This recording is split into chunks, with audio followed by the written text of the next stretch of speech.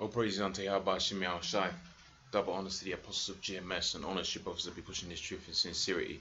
Alright. I've got this video that you see here from the next news network, and this is one of the mediums that I use quite often. Alright, about getting into the news and so on and so forth. Alright, because as I've seen thus far, they've been pretty much on point. And you could link it up to your YouTube, so you can you get instantaneous alerts every time they upload a video. All right, but this particular title is going to be about what you see in the background there, which is the so-called SAR. What do they call it? The the Sarmat missile, man. All right, and they've acclaimed it as the gold standard, all right, of ICBM nuclear missiles. All right. Now, obviously, they're doing this, they're making it, and they hope to make it out there in 2018. And we're not by any means looking to be here in no 2018, man. We're praying that this thing goes down tonight, man. Okay, that's the spirit we're in. Scriptures talk about hastening the day. Okay, but the point I was making is this is the so-called gold standard of ICBM nuclear missiles, man. All right, and when you go down and you watch this video, okay, I'm gonna read a little bit of this, and you see why it's of significance. And you're gonna, as a result of this, you're gonna see arms race, either to stop it or to counter its capabilities.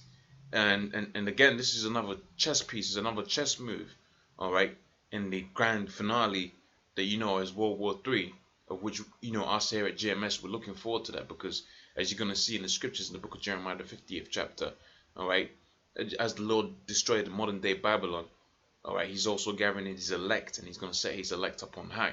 Okay, so without much further ado, I'm going to read a little bit of this, but really I want to get into the precepts and show you that the triumphing of the wicked is short. So you got it out there, you got the elite banking families out there thinking they're going to get out of this nice, and as they spearhead their so-called new world order by creating that chaos out there in the Middle East. Okay, they think they're going to get out of this without having to pay for anything. All right. In fact, when you watch this video, all right, the guy goes into the fact that this missile pretty much has the power to wipe out, and they're saying it has the power to wipe out Texas, which is the size of France. Okay, and I mean completely wipe out.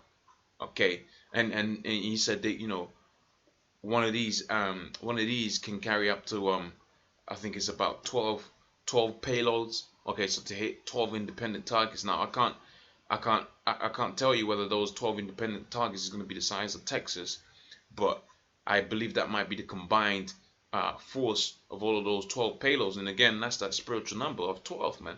All right. So they could have made it out of 6, they could have made it out of 7, but they went for 12, man.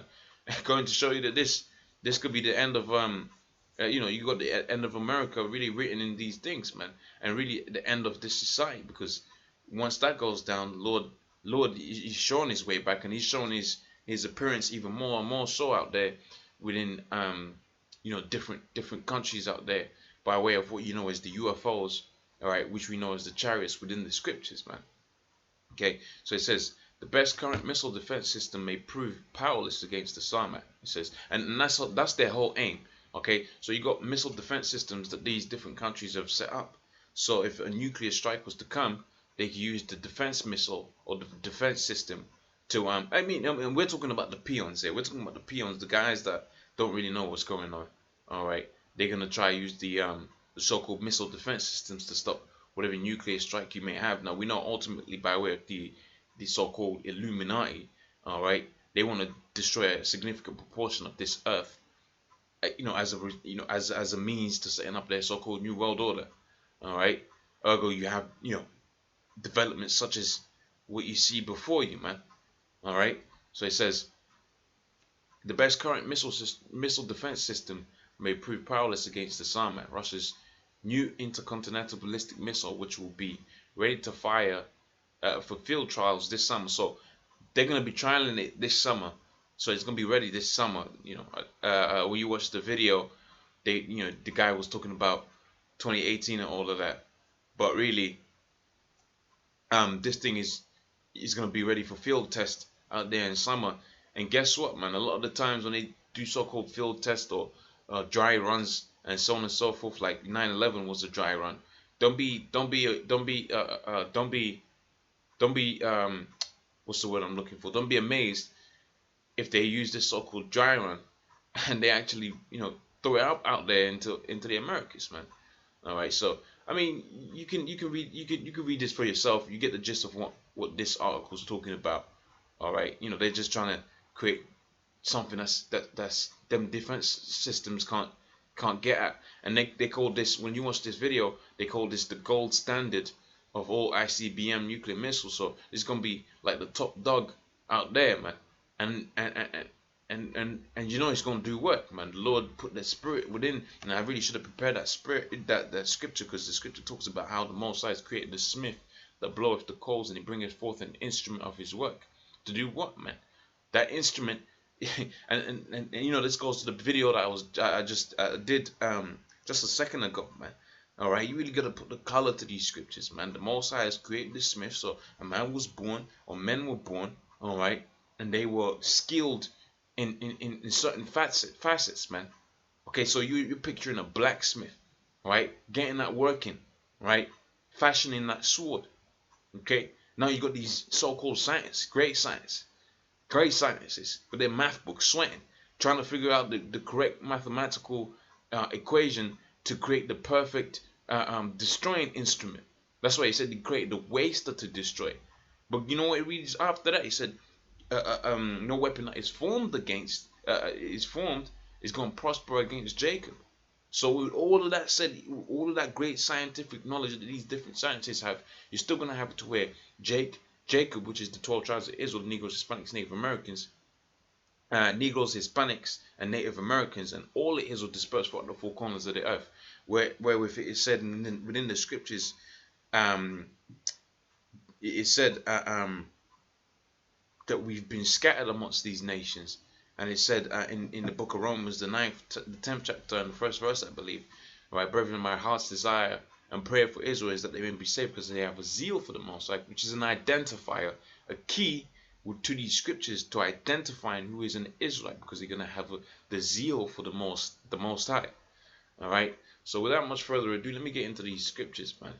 All right. And I wanted to start off on this scripture, man, because this is an important scripture as pertaining to Esau and his judgment. All right, so it says, prepare slaughter for his children for the iniquity of their fathers. So this thought that you're gonna continue you're gonna continue rejoicing, right, that you've taken out and you've used the Negroes, Hispanics, Native Americans to build up a kingdom, and now that you've used them to build up your kingdom, they're just useless eaters, so to speak. Okay, that's the iniquity of your fathers. All right, and it says that they may not rise nor possess the land, nor fill the face of the earth with cities, the face of the world with cities. So all of them buildings and skyscrapers that you've built and all of that, man, the Lord doesn't want that, man. All right, he's done with that. Okay, in fact, the scripture says they shall build but I'll fall down, which is in the book of Malachi, the 1st chapter. Okay, now I got this scripture here, which is in the book of Job, the 20th chapter and the 5th verse. It says, the triumphing of the wicked is sure. So you've triumphantly taken down, right, the Negroes, the Hispanics, and Native Americans. And again, we say these statements, man, but you really got to go, like I said, you got to picture these things. When we say taking down the Negroes, Hispanics, Native Americans, what does that mean? What does that imply? Okay, what does that mean? What is the breadth of that saying? Okay, and the breadth of that saying is this: you had Negroid strongholds out there in Europe underneath the name or the banner of the Moors, right? You also had them under the banner of the Tudors, okay, right? And they ruled for, I believe it was about 1,000 years within Europe, man. Now you don't find these images in your books, because what the rulers that be have whitewashed those images. Where it is said within the scriptures, right? The wicked have what's it, Job 9 and 24. The scriptures escaping me a little bit. Cover up the faces of the judges thereof, man. And what is a judge? A judge is a king. All right. So you had all kind of kings, from the Scottish to the English, All right, to the I believe out even out there the original, well, the original Spaniard. I wouldn't say the original Spaniards, but the Spaniards prior to sort of the 1400s were all men of color, man. All right, and they were taken down by Esau, man. Okay, they were taken down by Esau. All right, and they were taken down, triumphantly. So they've been triumphant all over this taking down of the Negroes, and that's just dealing with the Negroes. The story of the natives is even worse than that, because when the natives, well, it is equivalent, because the Negroes were taken down, they fled into the interiors of West Africa. All right, these Edomites, when they came into power, they realized, wait, hold on a minute, these people that were in power, we can actually use them as a means of building up our empires. They took them from the west interiors of West Africa and used them same Negroes to build up their kingdom, man. All right, that's where you have the transatlantic slave trade. Okay, now what happened out there with with the natives, man? That's the same story of the same. That's a story of the same book. All right, they went up into amidst the Seminole Indians. All right, amidst um, the northern kingdom is pursuing to the scriptures, man. Amidst the natives, man. And what did they do? They murdered, they slaughtered. All right, after all that the natives are done for them and taught them how to live, and work with the land so they can eat. Right, and now what are they doing? They're rejoicing of the fact that they brought us down to such a low state. But see, here's the joke of it. You couldn't have done that, save the Most High gave it to you within the spirit and certain things that it was going to be all right. Right, one thing that comes to mind is the so-called Black Death, man. All right, and that was the death of blacks. That's why it was known as the Black Death, man. Not the White Death. It was known as the Black Death, man. All right, so the Most High helped you in that adventure. But see, now you're seeing it to where your triumph is not, because we're going to be ruling in eternity. 3, 4, 500 years of having us in subjection. That's nothing in comparison, right? That's a moment, right, in comparison to the eternity that the men of the Lord are going to live with, with you, right, in chains, right, and you're going to serve chains for 1,000 years of captivity, and after that 1,000 years of captivity is fulfilled, you're gonna be bound and burned, as pursuant to the book of Obadiah. I think it's around about the 11th verse, man. All right, so it says that the triumphing of the wicked is short and the joy of the hypocrite but for a moment. All right, now let me get into the gravity of the matter. This is the book of Jeremiah, the 50th chapter and the first verse. Now this is talking about the you gotta read these scriptures both historically and spiritually. Okay, the spiritual aspect of this is that Babylon, and in certain statements that are going to be said here, pertain to the modern day Babylon. For instance, when you read in the scriptures where it says in the book of Isaiah, the 13th chapter, right at the bottom, where it says, no one's going to dwell there after Babylon's destroyed. Well, hold on a minute. The original Babylon out there within the region of, I believe, is around Iraq. Okay, you got people dwelling there, man.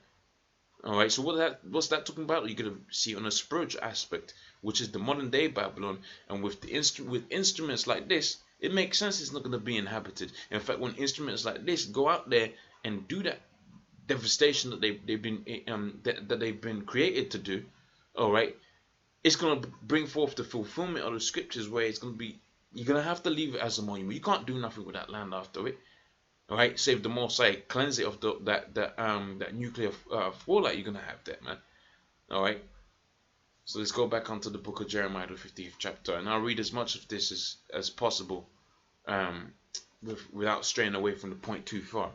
So it says, the word of the Lord came against Babylon and against the Chaldeans by the prophet Jeremiah, Jeremiah the prophet. It says, declare ye amongst the nations and publish a standard, and set up a standard and publish and conceal not.